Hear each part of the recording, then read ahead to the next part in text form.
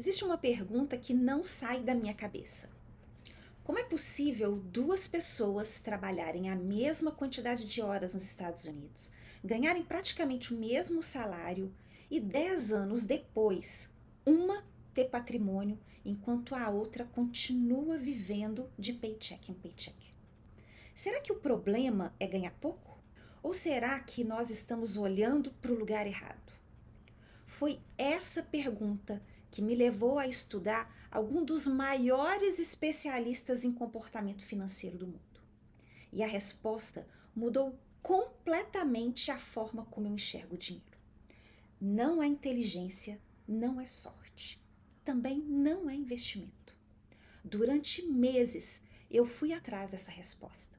Li alguns dos maiores livros sobre dinheiro já escritos e descobri uma coisa que mudou completamente a forma como eu enxergo a riqueza. O problema quase nunca é dinheiro. O problema é o comportamento.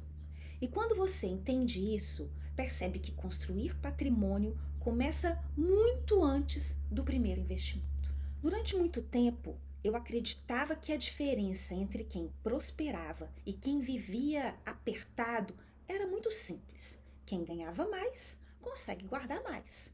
Parece lógico, né? Basta olhar ao seu redor.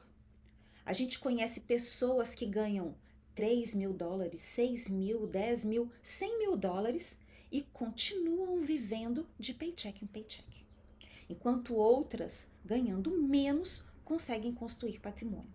Então, existe alguma coisa acontecendo antes do dinheiro. E foi exatamente isso que Morgan Housel explica em A Psicologia Financeira. Ele mostra que o dinheiro não é uma prova de inteligência, é uma prova de comportamento. A forma como você decide hoje vale muito mais do que o valor que entra na sua conta. E é aqui que muitos brasileiros começam a se perder. Quando chegamos aos Estados Unidos, finalmente começamos a ganhar em dólar, mas junto com o dinheiro vem outras coisas: crédito fácil, financiamentos, promoções, a sensação de recompensa. Sem perceber, a renda ela aumenta e o padrão de vida ele aumenta junto, mas o patrimônio ele continua parado. Existe uma frase que me marcou muito: as pessoas querem parecer ricas antes de serem ricas. Isso muda tudo, porque patrimônio quase sempre é invisível. O carro novo é visível, o relógio é visível, a casa financiada parece sucesso, mas ninguém vê a reserva de emergência, ninguém vê os investimentos, ninguém vê quem dorme tranquilo porque sabe que consegue enfrentar um imprevisto. Nós somos incentivados o tempo todo a mostrar resultados, quando deveríamos estar construindo segurança. Imagina comigo dois brasileiros. Os dois ganham exatamente o mesmo salário. O primeiro troca de carro assim que melhora de vida.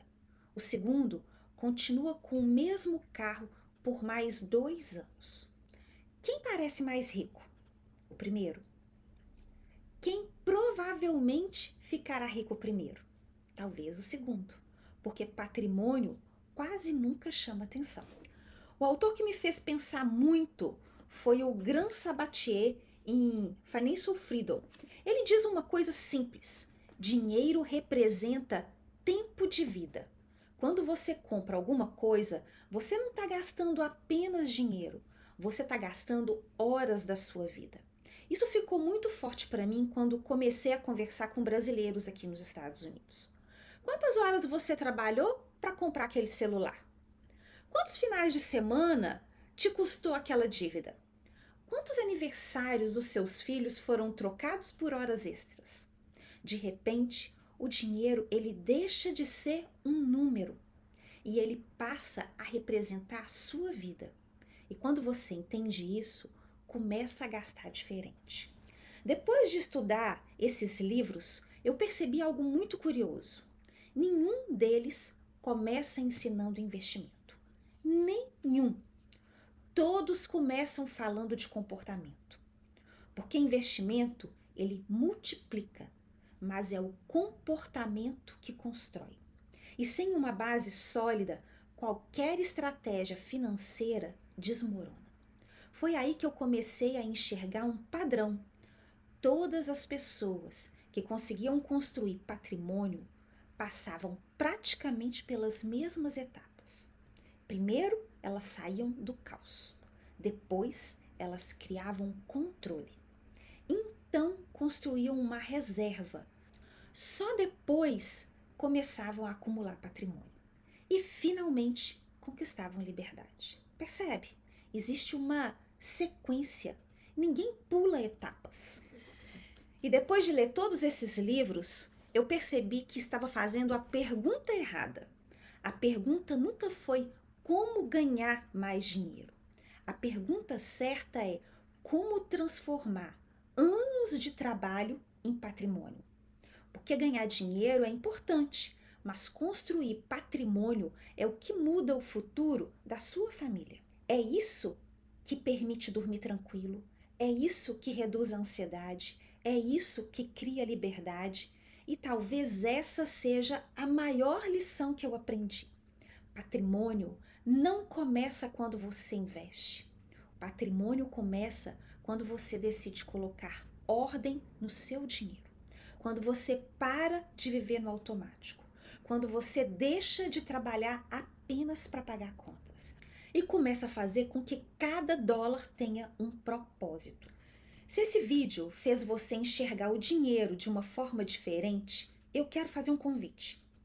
Nos próximos episódios, nós vamos aprofundar cada uma dessas etapas dessa jornada. Por que o caos financeiro acontece, como construir reserva de emergência, o que realmente impede brasileiros no exterior de acumular patrimônio e como transformar trabalho em liberdade financeira. Porque esse canal não é sobre ficar rico rápido, é sobre construir uma vida em que o seu trabalho finalmente comece a gerar patrimônio. Se essa também é a sua busca, curte o vídeo e se inscreve no canal. E me conta nos comentários qual dessas descobertas mais mudou a sua forma de enxergar o dinheiro.